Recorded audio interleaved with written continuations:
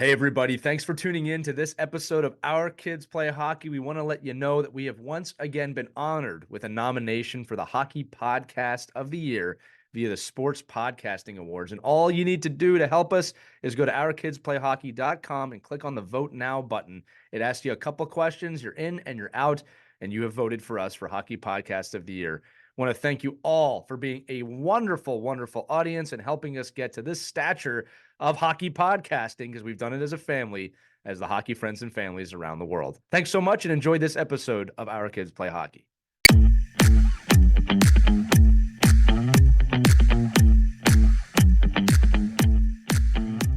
What's up, everybody? We got a really awesome episode of Our Kids Play Hockey today. We have a special guest today, Scott Vargas, who's the founder and executive director of the Puerto Rico Ice Hockey Association. This was a great episode for a lot of reasons. Number one, we get to talk about what it's like to build hockey in a hockey emerging nation of Puerto Rico, who just won their first gold medal in tournament play. But we also got to talk about the perspective of a non-traditional hockey journey. We got to talk about hockey as a whole, how to grow the game, sometimes how competition is really more important than just winning, although winning is really fun. But overall, it's a great conversation. It's a really great episode. It's really going to help grow awareness about the game and representation in general. So give it a listen. It's really fun. Also want to let you know, today's episode is a little bit of a special brought to you by Christy and I wrote a book. It's called When Hockey Stops, and it is available for pre-sale now at whenhockeystops.com.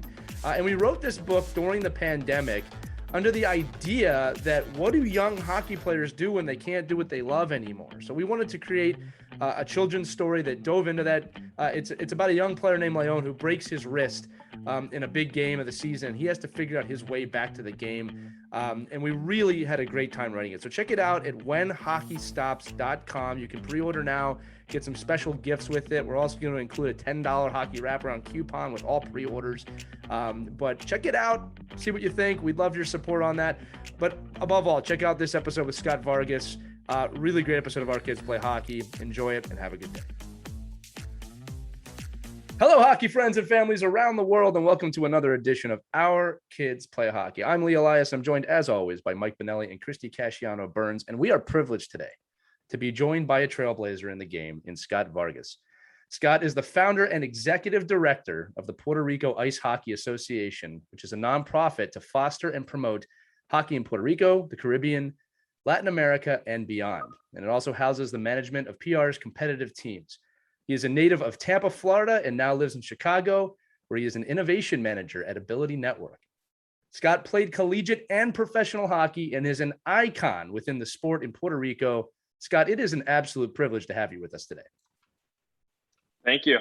Thanks for that intro. I don't know if icon is the word I would use to describe myself, but I'll take that as a compliment. See, no icon does in the beginning, but you are. and like I said, it's amazing what you've accomplished within the country in the nation and what you're doing so far. So Scott, I actually want to start there. Typically we'd start with your bio and your history and everything about the game, but Team Puerto Rico just won their first gold medal in the country's history when PR women's team defeated Chile in the Amerigol Latam Cup. And for those of you listening, that tournament hosts 29 teams and over 500 players. It's almost like a mini league when you think about it.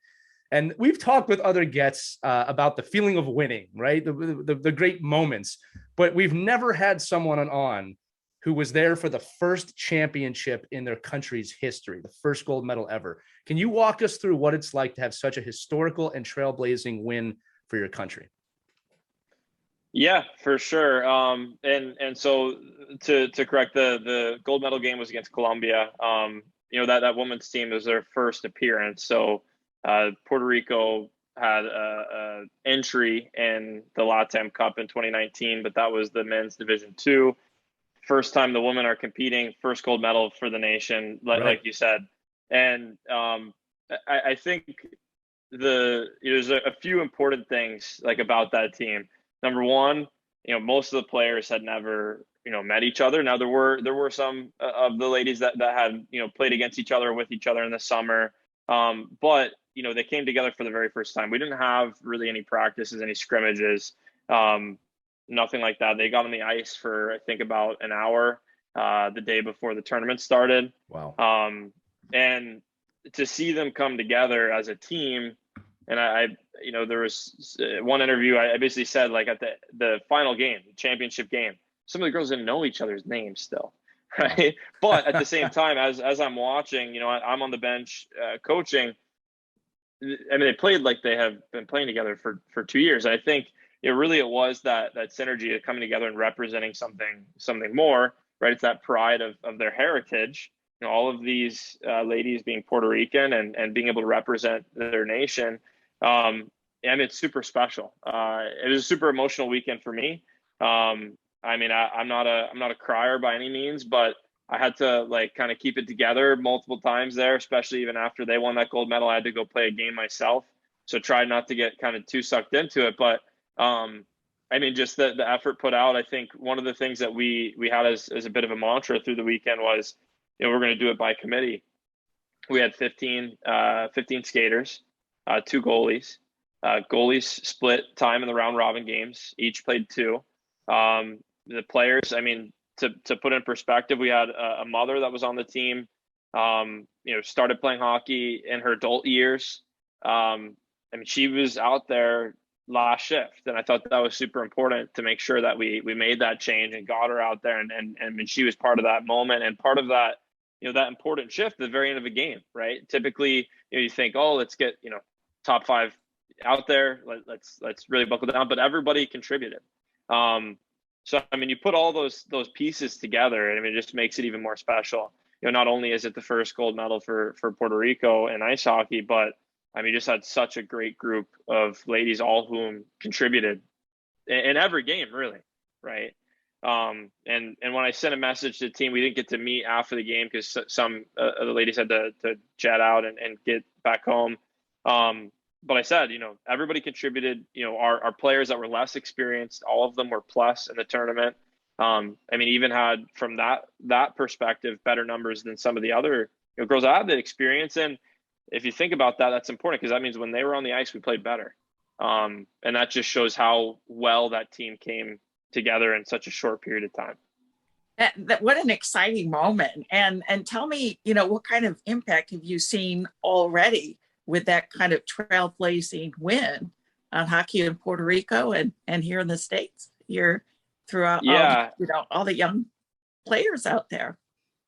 I mean, it's crazy. So right now we're trying to launch a website. So we haven't quite gotten to that moment where we're full of blown, marketing and recruiting to get people to that site and get registrations through. But even at that, we have over 100 members now, like fully registered. And we've got another list of, over 30 players that have interest, right? That we just need to get, that full registration process completed. So from that aspect, I mean, just huge growth.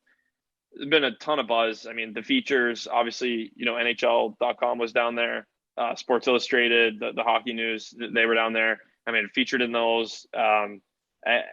It's humbling that so many people thought that was like such an important story. A lot of interest from the island itself as well. We had one of our women players was featured on Telemundo and PR. That was an awesome interview. She's bilingual as well. It's done in Spanish. And it was just, I mean, that exposure has been amazing. And I think it's definitely the start of kind of that next step to really solidify the officialness of our nation.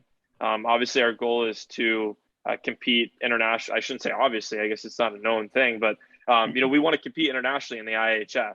The way that works, I mean, you need recognition from the nation itself, the Sports Confederation, which we're basically there now. And the next step past that is to kind of make strides to meet the rest of the requirements. And I think the only way we do that is by that exposure. Scott, let's stay on that for a moment because, the first time I ever heard about ice hockey in Puerto Rico, I think it was about 11 years ago. I know the New York Rangers played the Florida Panthers in San Juan. And I remember at the time people going, why are they doing that? And, and it's just like, because we're trying to expand the game, right? I was working at the league, I believe, at the time that happened. So one of the cool things is, look, you're part of an emerging hockey nation. That's kind of the way I look at it. I was blessed. I got to work in an emerging hockey nation for several years in the United Kingdom. And they've actually recently got to the forefront of the world championships Yeah. competing in Class A. But even with them, as I'm sure it is with you, people are often surprised. They're surprised to hear, oh, you have hockey there, much less a championship caliber team, which you have.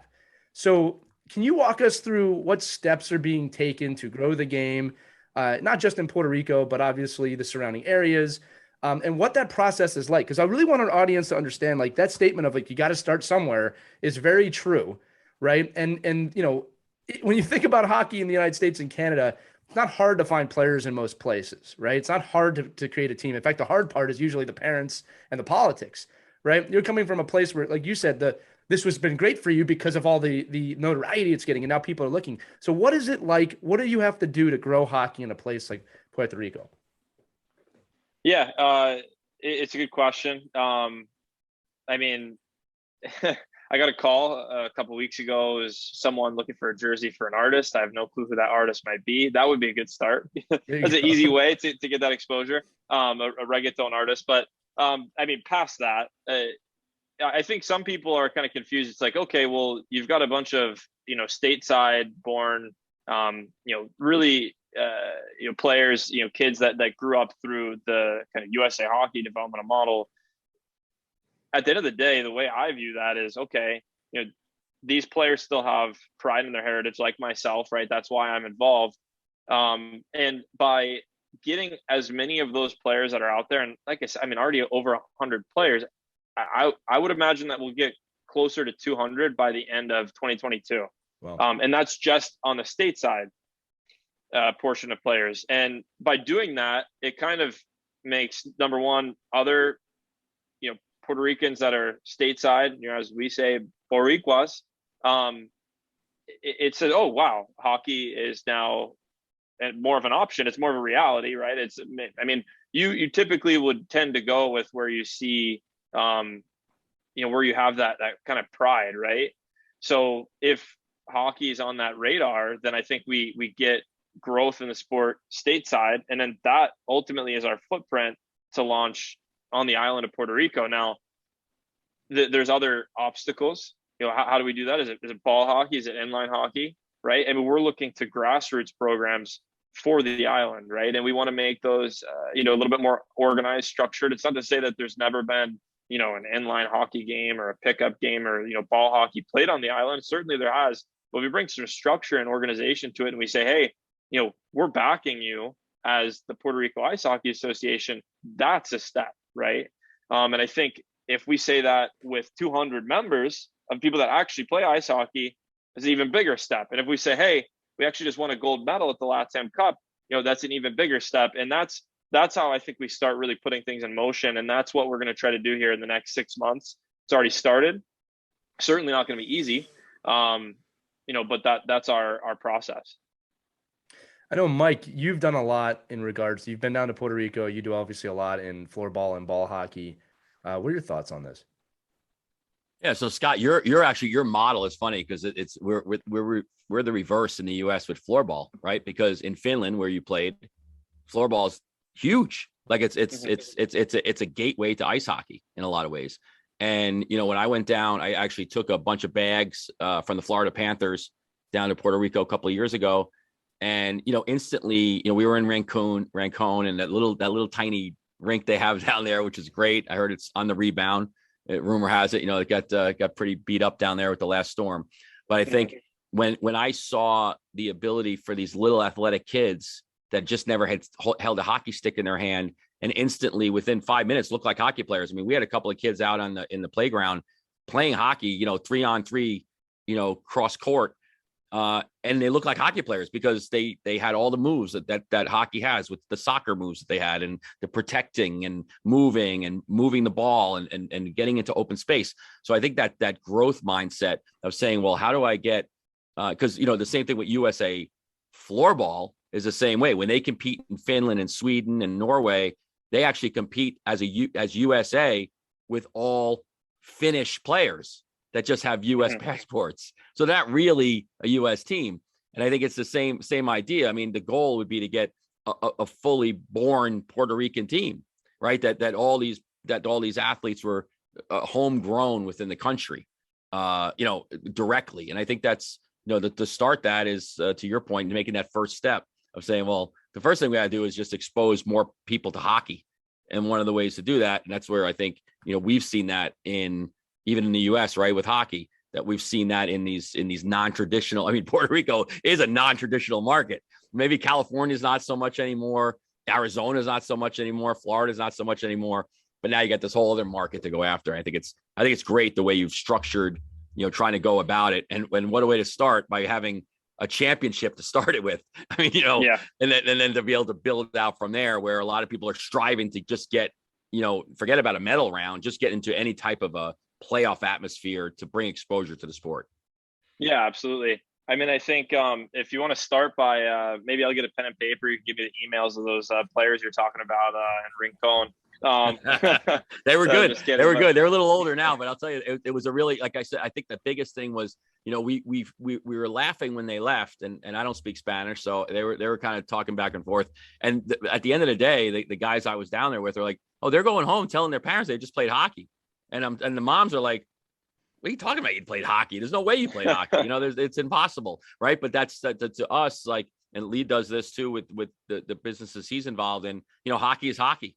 And any way you can get the kids into a stick and a ball and playing that sport, the next jump is, now you stick on the inlines. Oh, and now you get to put on ice skates. And now you get to, now you're playing in a league, and now you're playing in structure. So I think that's how it all begins. But I think, you guys have that. I mean, honestly, just knowing, what you've done in this very short period of time, and having, 200 members within this organization already, that, and to your point, I think is, you think that's just the tip of the iceberg.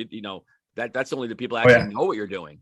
You know what I mean? I think it's just getting it out there and saying, no, we're here and we're ready to go. And I think men's and women's side, it's great that there's an opportunity for players with Puerto Rican descent to strive to get to a medal international level play. Yeah, absolutely.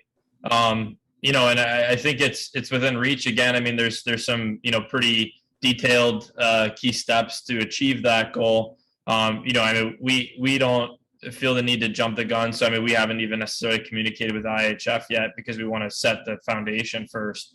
But we understand the path there quite well. And a part of that is, I mean, they want you to prove that you have invested in the growth of the game long-term, right? So we want to do that in a way that maybe, some other nations that have been accepted in the past, like, didn't have, right? So we want to kind of take it where we put that application. It's like, hey, this group is serious, right?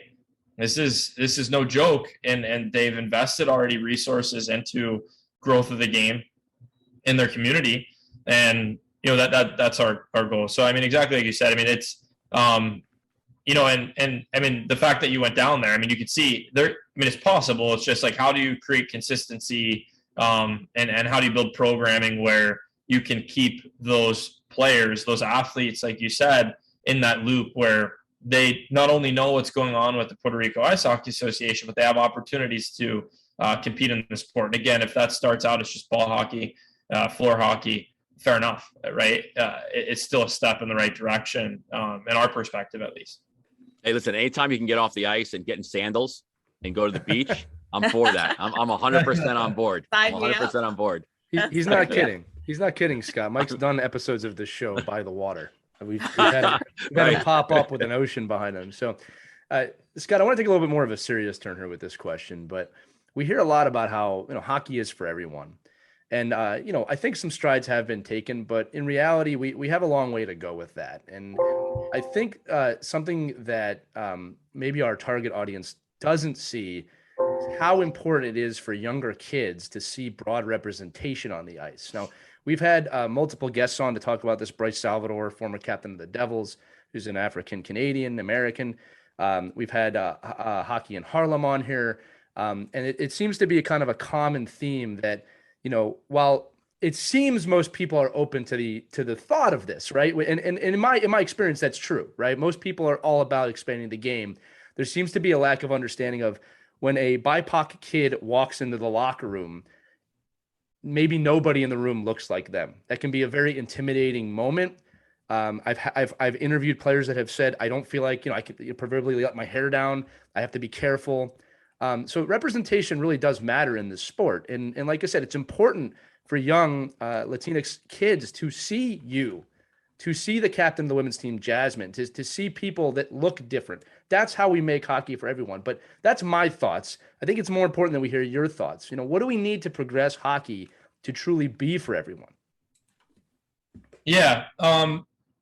I think it's something that's a constant topic now, right? And it's something where, there's always room for improvement. So I don't think that conversation ever really ends, right? And you're constantly learning from that. For me personally, in my experience growing up, I think like now, I'm at 30 years old. I look back and, I can understand, different perspectives. For me, I was never really shook by anything. It didn't matter. I probably didn't even notice like anything, right? I've got Vargas on the back of my jersey. I'm sure at some point there's something, there's this, there's that. I certainly heard like other things around the rink. At the end of the day, I think what we can do first and foremost is, like I said, if there's representation in the Latin American community, especially through nations, right? And that's why I do believe like something like the Latam Cup, where you get all of these nations playing ice hockey in the same place, it brings awareness to those communities. And then there is some sort of, subconscious support there, right? If I'm, Puerto Rican or Colombian or, Brazilian player before, and there is, there's no hockey in your nation. You don't have a national team. You don't have this representation on an international stage at all. There is, at a subconscious level, at the very least, there is kind of less support there, right? So for me, I thought, that tournament, getting everyone in the same place and allowing, hopefully more and more so as the years go on, kids across the U.S. and across the world, hopefully eventually, to see, hey, like that's my nation, that's my heritage, whatever it might be to them. And now, like I have kind of a spot in the hockey world at a deeper level, right? And I think that's what we can control. We can also control by, leading by example, which is always, it's always tough, and it's a intense game. So certainly, things get out of line, and I think the only way to do that is to continue to work within like our association, right? And I think we've got some ideas of how we can maybe bring some of those messages back to our group, right? Even as Puerto Ricans, there's still, things can still go in the reverse, right? It's like you can act without integrity, in our situation. There's certainly times in the tournament things got a little bit heated. So I'm sure there's, some things that were, done, like, penalties, et cetera, that like, you don't want to do. And I think the only way for us to do that is to kind of continue to learn through the process. Now, the way that we're doing it, like one easy way is, we're just setting up kind of an internal like webinar series. It's not necessarily directly with that topic, but I think the people that are coming on and the stories that they'll share, not only do they resonate with the players, because, we're going to start with Puerto Ricans, we're going to bring some other Caribbean athletes in, but you get to hear those different perspectives. And I think different perspectives is always what's important. And again, like I said, we'll start by making it about kind of Puerto Rico and that pride, and then we'll expand it from there. And by hearing different people and their journeys, I think that's how you learn, right? So, things like this, like you said, people hear about the Puerto Rico Ice Hockey Association that maybe wouldn't have heard about it before. And I think that's good. So, and also the Latam Cup, I'm sure some of your viewers don't know that exists, and maybe they'll tune in next year. So, right. Super, again, you'll see too, like, I don't know if you saw any of the videos that NHL posted, but there is that like cultural aspect there. You're like, wow, okay. Like clearly there's people that are prideful there. And I think that changes perspective. Like when you realize that there is that community, right? Because there's people that haven't been exposed to that. Right. So. And Scott, you just said, and this is so true, that we can learn from journeys. And I would love to hear a little bit more about yours. You're giving back to the game of hockey. You're helping to grow the game. What attracted you to the sport, and what did the game give to you? And what attracted you to hockey? Yeah, I would love to share that. So I was born and raised in Tampa, Florida. My dad came over from Puerto Rico. He was born in San Juan and grew up in Levittown. It's west, like kind of southwest of the San Juan area. And, you know, he came over at the age of 13. I mean, he went to high school in Tampa.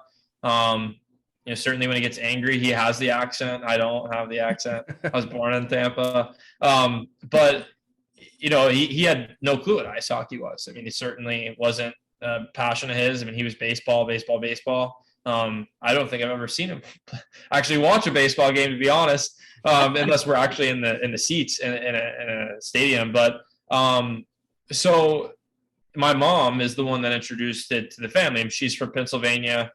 Growing up, they had season tickets to the Flyers, Broad Street Bullies. Her dad, my grandfather on that side. I mean, he had played hockey growing up.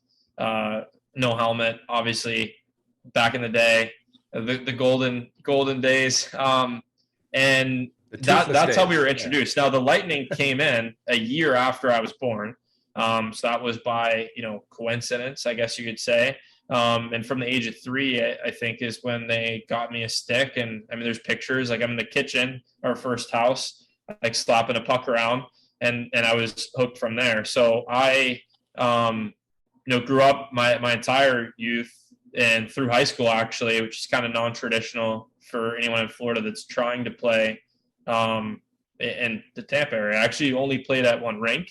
That was also kind of not how we did it. I don't know if you get into those topics on this podcast, but like my dad said, you're not going to that team that's better this year. I know that 5 of your teammates did, but you're staying. And no, you aren't playing AA because there's only a single A team this year. So, I mean, at the time as a kid, you know, wanting to compete, wanting to win, I think I didn't, you know, appreciate that as much as I do now. I think that's super important. And I think that was a huge learning process for me. You know, also played every position. It was another kind of, I think, key thing. Is like every season, forward, defense. So, and I would support that within the game now as well. We try to do a little bit of that with our youth teams at the Latam Cup, especially when we had, you know, the capability to. And, you know, past that point, I ended up actually coming back to play juniors even in Tampa, which is even more non-traditional, under my coach there, Brett Strope, who he's actually going to do a little, you know, kind of victory webinar with the women in a couple weeks. He was a gold medal winning associate head coach with the gold medal winning USA team in the last Olympics. So that was an amazing experience. Was able to get into the NCAA. Played NCAA Division III, Finlandia University, Upper Peninsula, Michigan. You probably never heard of it. The school, at least, maybe you've heard of the UP. They do this, and we were all the way at the top. Yep. A snow globe place, and awesome experience. Was there 3 years, and then by no direct relation, I ended up somehow playing in Finlandia to Finland. And I played there for 2 years. After my second year, I had kind of a 2-year contract that I was actually signed on for to continue playing in those. You know, I had tried to do an internship after school, and I was like, I can't just give up. So I got to kind of live out the dream. It's not what you think of when you're a kid, but you know, for a while I kind of said, oh, it was kind of like pro, not really. But now I say, I mean, I got paid to play hockey. You played so pro. How many people can say that, right? Right. Right. Exactly. You know, and it was just an amazing experience because I'm in Europe and getting exposed to that culture. I met a ton of lifelong friends in Finland.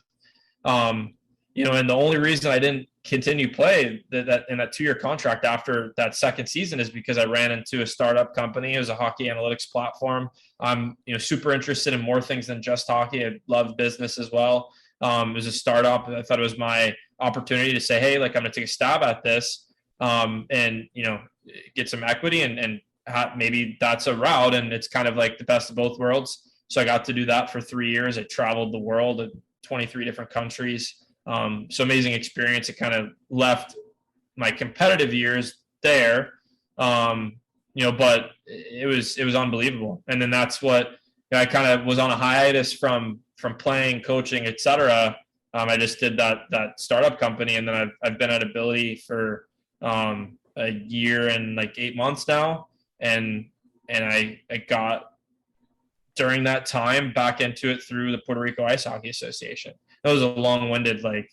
I love every moment of it. Thank you for sharing that. It was a great journey. No, and very inspirational. Definitely not normal, but Hey, Scott, to make you feel, I have a very non-traditional hockey journey as well. And look, here's the truth: all roads lead to adult league. That's a famous quote, but that is that's a very true quote.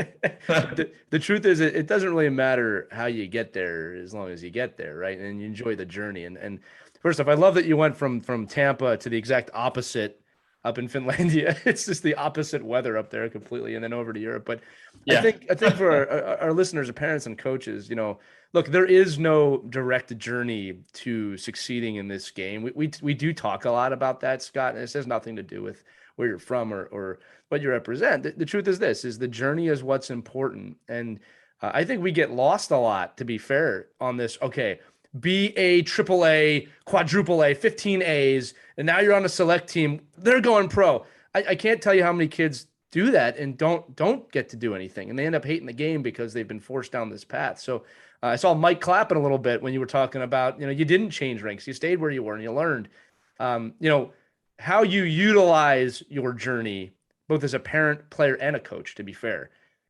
That's really the key, right? The truth is this: if you're driven enough, if you're athletic enough, and you have a belief system, you can accomplish wonders. And I bet you'd even say, and again, I want to tap into this, you did that startup. Like I said, your journey is very similar to mine, which is a little weird. But, hockey probably prepared you for the rigors of a startup company, right? In business, because starting a business up is very, very, very hard. And then that probably led you to Puerto Rico hockey, correct? Like these all intertwine. They definitely do all intertwine. And again, I think there's definitely a lot of learning lessons there through my youth. I mean, through kind of that, to bring it full circle, that that Puerto Rican culture that my dad, drove into me at a young age, but and the persistence, the resilience, et cetera, et cetera. But the parallels are certainly there. And I think, now with I definitely went through some of those patches where it's like, you get with in the wrong environment, under the wrong leadership, and you can easily kind of feel like the game turned its back against you, right? Especially when you give so much to it, or it's your passion, it's your number one passion, right?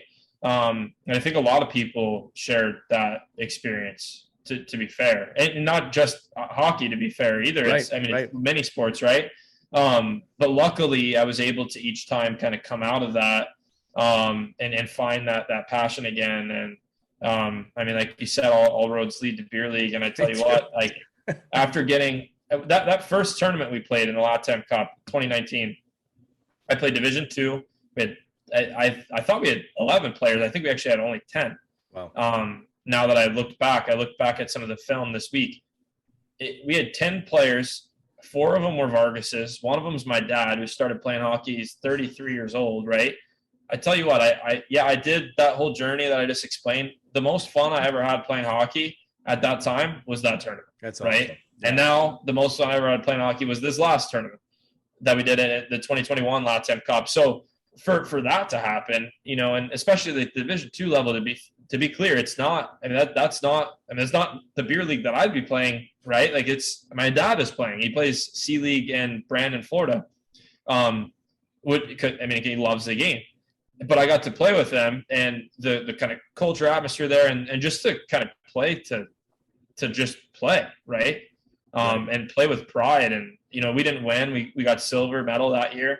But still, I mean, most fun I ever had. And now I'm hoping to kind of capture that and continue it with the association through the next several years. It's exciting all around. I also love that your dad plays, and now you're influencing generations above and behind you, which is amazing. One thing I wanted to tap back on, and I think it's another important question, is I'm a big Ted Lasso fan. I really like that show. And one of my favorite quotes from that show is a Walt Whitman quote, which was, be curious, not judgmental. And I think we're living, and this is broad, just a very judgmental society right now. People are tired. The pandemic hasn't helped. We're all kind of at the end of our roads here, right? But one of the things that I've tried to apply with conversations with people is to have conversations with other people about the game, and maybe people who don't look like them. And what I find, Scott, is that a lot of times people are at first judgmental, which I try and, move on from there, but then they're curious, and then they're afraid to ask questions, right? Or they're nervous about asking questions because they don't want to come across the wrong way. Maybe they don't want to insult someone. But I think that to move forward, you have to be curious. So my question to you is, how can hockey culture be more curious? What are the conversations that aren't taking place that should be taking place? How could someone approach you? Let's say someone's nervous to ask you about Hockey Puerto Rico, right? Like what, and again, we've seen this across the board. This isn't just about obviously race. I've seen this with gender, right? I've seen this with lots of different sectors within the game. If we're all building towards hockey is hockey, right? The goal is that they look at you, they look at me, they look at Christy's daughter, and they go, oh, that's a hockey player. That's it. That's how the conversation kind of starts and ends. But what are those conversations that we need to take place? How can someone approach you and ask a question, to really be conducive towards growing the game overall? Yeah, I think, I can share a couple things. So first, I'm innately curious. So I constantly have to kind of, gauge that. It's one thing to have it. Like I'm a why guy. Like I always ask questions. It drives my girlfriend crazy. She's like, well, why do you need to know that answer? It's like, who cares? Like, I don't know. I want to know. Like, tell me. Like, why is that? So that's one thing. So I have to kind of say, okay, not everybody's like that, right? And I think it's one of those things, like if you want to learn, right, if you're a lifelong learner, again, not everyone has that innately. The best way to learn is by hearing those different opinions, those different experiences, and then kind of you still can create your own truth from that, right? I mean, what you believe in, but by being armed with all of these different opinions, these different experiences, these different perspectives, you're able to kind of shape a bit of a different path. And I mean, I can share with you how I kind of came to be, I guess, like how I am is a very like personal story. I don't know that I've actually ever said it like publicly, but when I was, I think I was maybe 13, I was in kind of a Catholic, like it was is not a Sunday school, but I can't remember exactly what it was, but it was kind of a class like this. It was a 8-week period. We went every week, and there was a moment where I said something, and then you do confession, and it was nothing like very crazy that I confessed, but the priest said, we were talking about hypocrisy, right? It was like one of the teachings, and the priest said to me directly, he's like, oh, it sounds like a hypocrite. And I was shook to my core. I was like, did this priest just call me a hypocrite?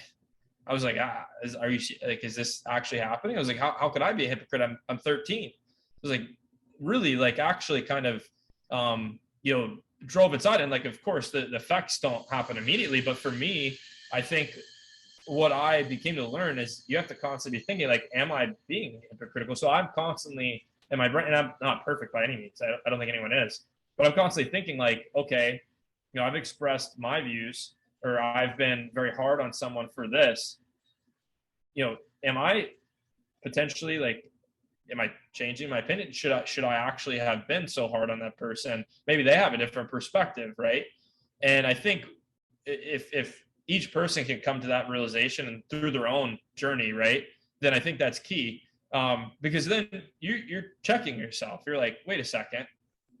And again, like, not perfect by any means. I make those mistakes on a daily basis, but then at least I catch myself retroactively and I'm thinking I could probably have been a little bit better there. Like, that was a bad choice to phrase something in a certain way or do something in a certain way, because I've now changed my opinion and now clearly I don't agree with that. So why was I so steadfast to that, belief or that, fact at the time, right? And I say fact because, of course, that's kind of the day and age that we're living in. It's like, what is truly fact?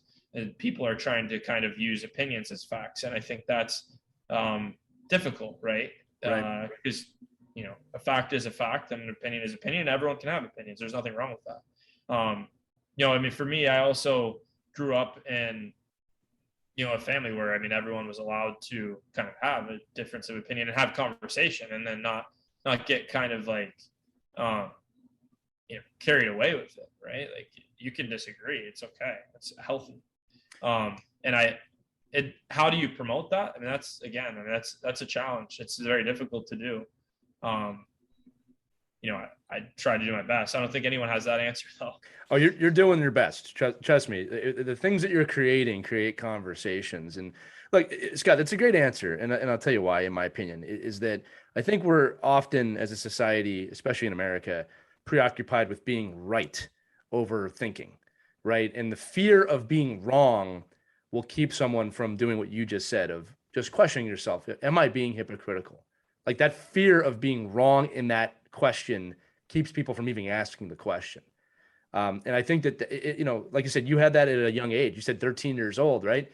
12 or 13 years old, I forget. But like, yeah, it smacked you across the face at that age and it forced you to think a different way. And I think that a lot of us need the proverbial smack across the face just to think a different way. And I say it again, be curious, not judgmental. And my version of that is I'm actually very conscious now of when I'm judging people. And I try not to do it, but like you said, I'm not perfect either. It does happen. So if I have a judgmental thought, I try and go, why am I being judgmental and not curious here? I just think we could all use a little bit of that right now. And this is not limited to obviously hockey in Puerto Rico. This is a very broad topic right now amongst several different assets. Mike, go ahead.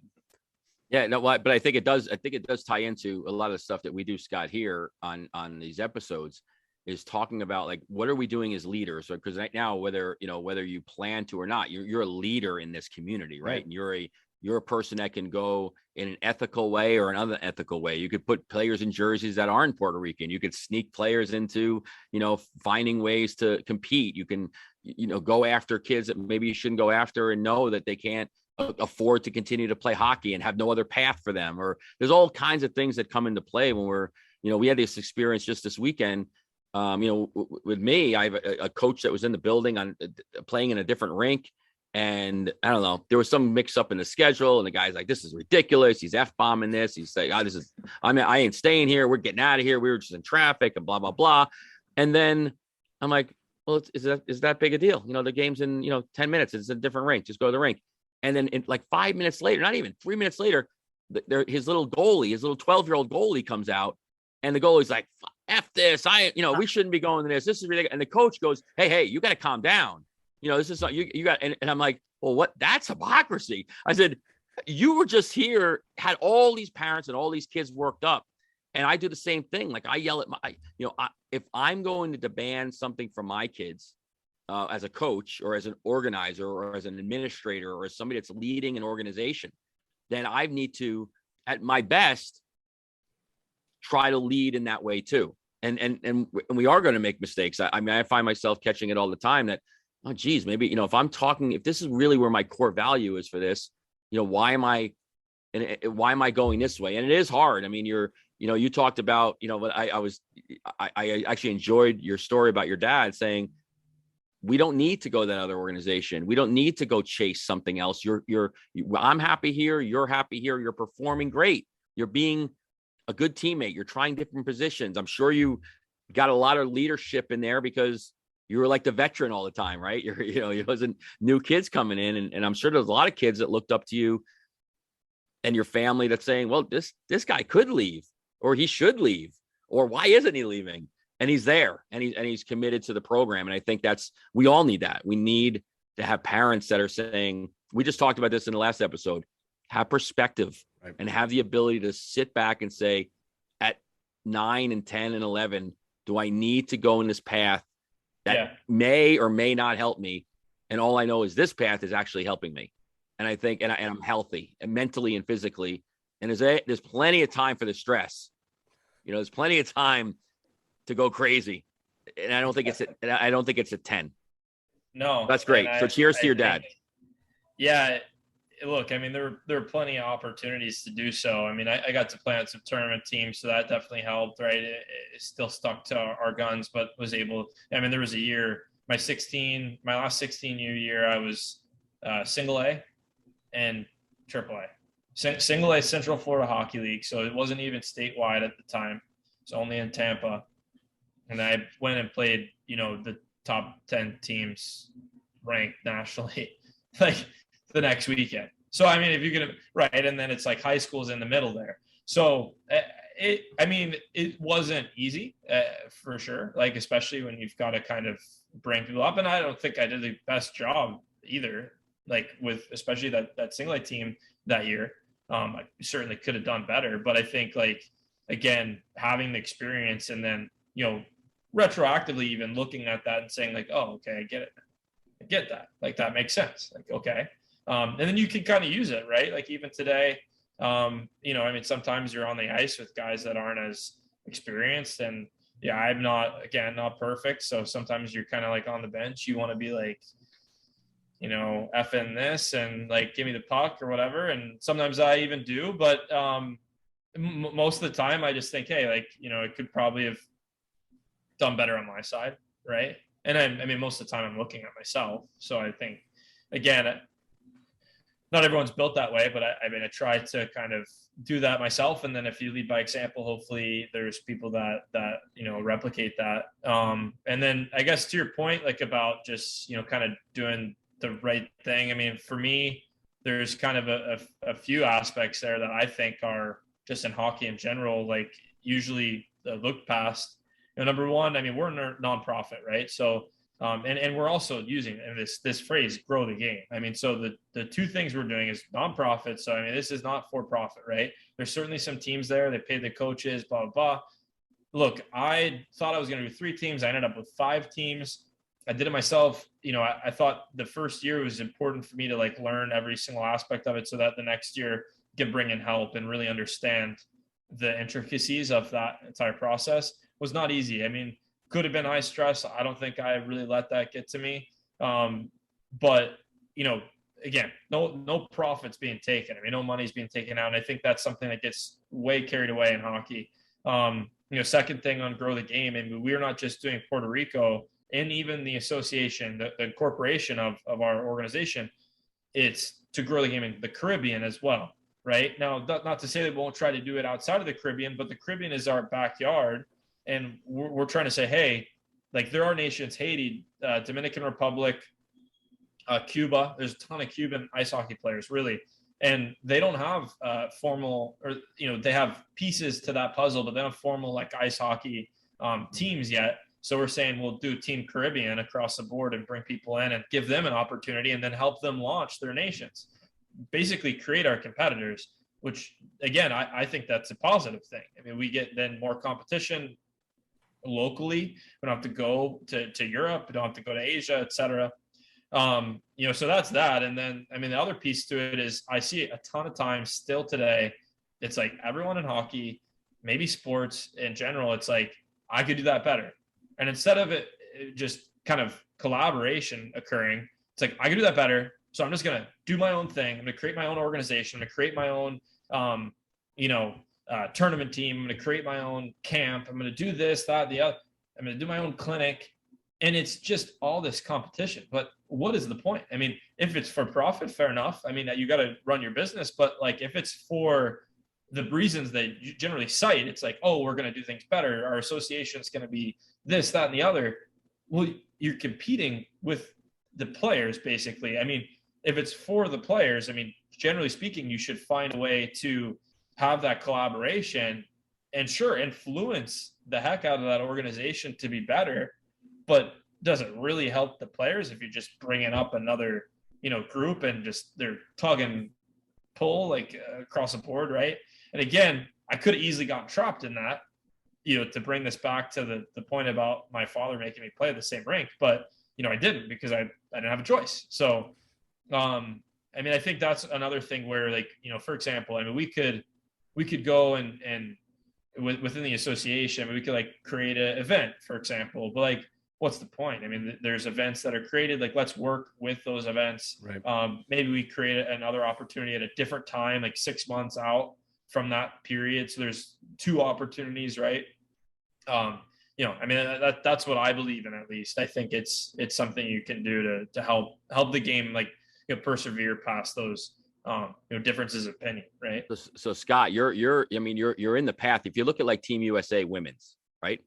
What good would it be for Team USA women to just continue to not help grow nation building of hockey, if all at the end of the day they're playing Canada? Right. And what happens is, if it's two countries playing against each other, the sport can't grow. So there would be all the money in the world could go into Puerto Rico hockey. But if you have no competition, then you can't grow the sport, because nobody wants to watch Puerto Rico play the same team every weekend, right? So I think that the ability to have to have the self-awareness that you have to have nation building of hockey in the locations you're in, and like nations that can support you and vote the way you want them to do for the IIHF, and be international and say, listen, us little countries are just as big as the big country.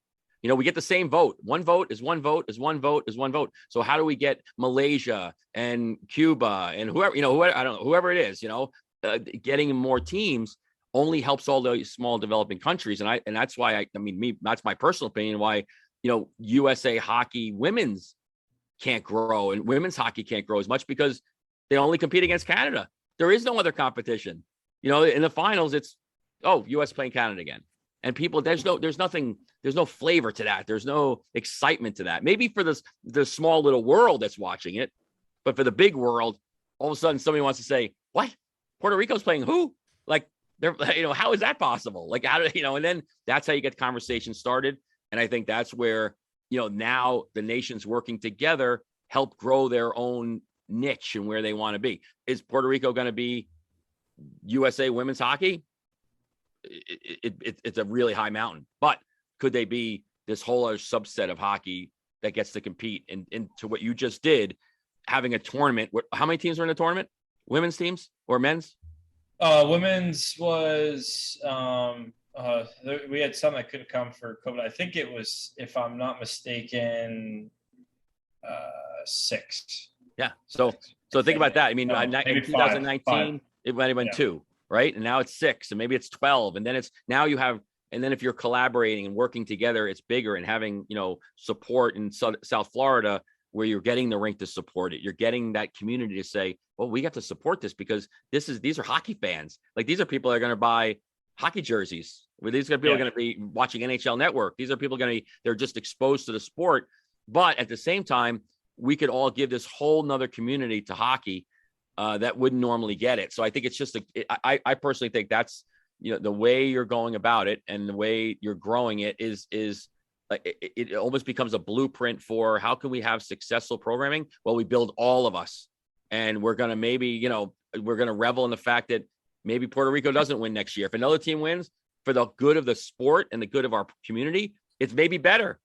And it just grows and gets bigger. So I think it's just it's a really unique way of looking at it. And I think it's, it's great that you're, leading that charge. I think that's, and anybody else that's in your committee and with you in your group. Yeah, for sure. I mean, we're trying to do an event here in the spring. We haven't like formally launched it yet, but probably looking at Chicago.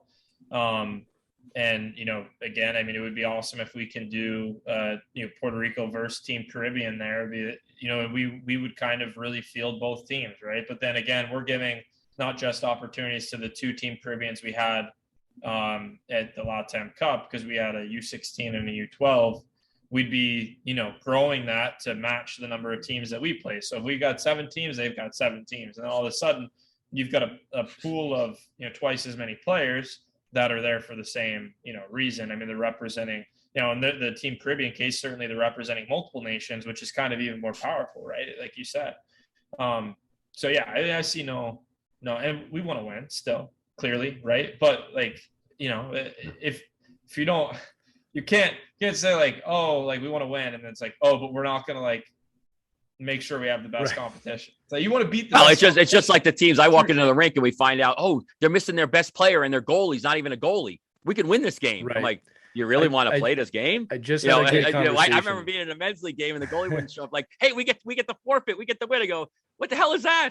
Like, we want to play. I want to play against competition. Like, I want to build a competition strong enough so I can play them. And then it's worth winning, right? So I think that's it's funny that just we could just be the best team all the time, and that's great. Mike, I just had a great conversation with my Mike team this week, and we were in a close game, and I could see they were flustered. And I said, team, this is how it's supposed to be. You're not supposed to win by 10 goals every game. They're a good team, but I said these are the games you want to be in. It's competition, and I think, Scott, look, I love that you want to win, right? I'm just like that. I hate to lose, but yeah, you want to compete. The competition's the gift. And Scott, I'll tell you, we've had a few episodes in a row here on perspective, and you've certainly provided us with some perspective today, not just on hockey in Puerto Rico, but hockey in emerging nations and what it takes to grow the game, really in maybe non-traditional hockey markets. But before we let you go, because it was a fun hour, it kind of flew by, for the people listening, right?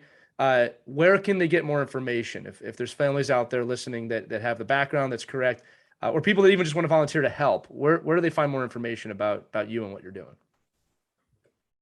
So right now we've got kind of active channels on both Instagram and Facebook. Instagram is at Puerto Rico Ice Hockey. And then Facebook, I believe, is / Puerto Rico Ice Hockey. I'll have to check that one to be sure, but I can send it to you if you want to link it. Absolutely. That's where they can find all the information now. Past that, we field emails quite a bit. Right now we're just using a Gmail account. We're going to launch our website here, hopefully before Thanksgiving. And again, that's going to become like that source of truth for everything happening within the association moving forward. And again, like as we continue to build that Team Caribbean, program as well, that will be the location as well. We'll probably launch like a separate side site for that too. But that's where everything is as far as like registration for volunteering. We do have a form that we have not formally launched, but there is going to be a registration form for like non-player members. And right now, actively on that Instagram account, there's a link to a registration form. So if there's any players with Puerto Rican heritage listening that want to jump in and register, or any players that would represent Team Caribbean, the option for both of those is there. And we'd love to hear from you. So hopefully we can get some support there. And past that, again, as we launch the website, we'll be kind of letting people know like what they can do to help. I know the biggest inquiry we get is about jerseys. We're in the midst of kind of getting a new vendor for jerseys now. As soon as we have that, we will launch that, and we'll have a team store where they can buy direct to consumer jerseys. Right? We don't want to necessarily handle inventory. It's not our business. I understand. Yeah. Christy, Mike, any final words before I close this out? Thank you for sharing this time with us. I can't wait to see where you and your team go. It's so exciting. And I hope people listening, we get a worldwide audience now, that you're going to get a lot of support for your many goals for what you're doing. So thank you for letting us be a part. Thank you. Yeah, I love it. And I think it's going to enjoy watching you guys grow and add more hockey down there to all these developing hockey nations. And I think it's a really noble cause. And hey, listen, more hockey is better for all of us. So I think it's great that you're reaching out to a whole another group. And let's see some more. Let's see a new rink down in Puerto Rico. That'd be nice. Agree with that. Yeah, it would be. Destination capital of the world. My God. Let's go. Yeah, I would love for that. And Scott, look, I started the episode by calling you a trailblazer and icon. And I'll tell you what, the trailblazers and icons never think they are, but you are. All right. The stuff that you're building, the teams are building, and everybody involved with the program down there, you're setting the foundation for, generations to come of Puerto Rican and Latin American descent and the Caribbean. So I want to congratulate you. I want to thank you for all the work that you've done and continue to do, and everyone involved with that program. And thanks for joining us today. Yeah, appreciate it. Thank you. Okay, that's going to do it for this edition of Our Kids Play Hockey with Scott Vargas. For Christy Casciano, Burns, and Mike Benelli, I'm Lee Elias. You can check out this episode and every episode we've ever done at ourkidsplayhockey.com, or just look wherever you listen to podcasts. We're there. Thanks so much for listening, everybody. Have a great day. We'll see you next time on Our Kids Play Hockey.